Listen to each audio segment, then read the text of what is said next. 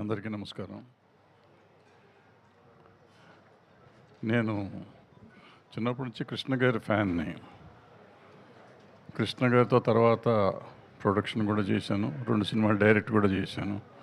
కృష్ణ గారితో పోట్లాడిన ఏకైక మనిషిని కూడా ఇండస్ట్రీలో నేనేనేమో, మళ్ళీ కలిసిన వాడిని నేనేనేమో, లాస్ట్ మినిట్ వరకు ఆయనతో ఉన్నవాడిని కూడా నేనేనేమో. నేను బంగారు గారు ఇద్దరు పక్కన చివరి నిమిషం వరకు. సో చాలా కుటుంబం, బంగారు కృష్ణ గారి కుటుంబం అంటే నేను పార్ట్ ఆఫ్ ద కుటుంబం. ప్రాబ్లీ ఇంటి పేరు అయి ఉండొచ్చు, రక్త సంబంధం లేకపోవచ్చు, కానీ నేను కృష్ణ గారి కుటుంబం అంతా ఒక కుటుంబం. ఇవాళ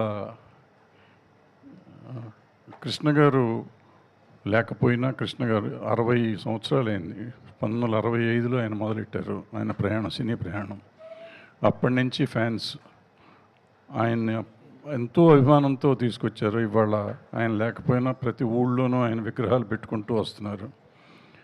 అలాగే ఆయన తర్వాత ఆయన వారసుడు మహేష్ బాబుని అంతే అభిమానంతో చూసుకుంటూ వచ్చారు. మళ్ళీ వాళ్ళు ఇప్పుడు మా జయకృష్ణని అంతే అభిమానంతో మొన్న సినిమా రిలీజ్కి వాళ్ళు చేసిన ప్రేమ అభిమానాలు చూస్తుంటే నిజంగా చాలా ముచ్చటేస్తుంది. సో వాళ్ళందరికీ కృతజ్ఞతలు చెప్పడానికే ఇవాళ మనం ఇక్కడ కలిసాం.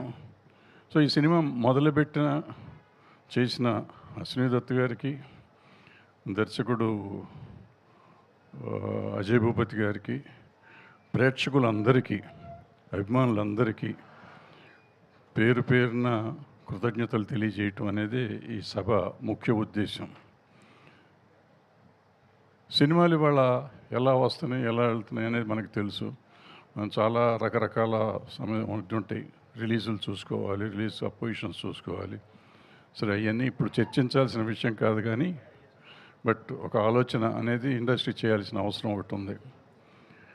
అయితే ఘట్టమనేని అభిమానుల్ని అభినందించడానికి, కృతజ్ఞతలు చెప్పడానికే ఈ సభ ముఖ్య ఉద్దేశం. కాబట్టి నేను ఇంతటితో ముగించాను. చాలామంది పెద్దవాళ్ళు ఇంకా ఉన్నారు మాట్లాడాల్సిన వాళ్ళు, ఆ తర్వాత మాట్లాడతారని కోరుకుంటూ సెలవు తీసుకున్నాను.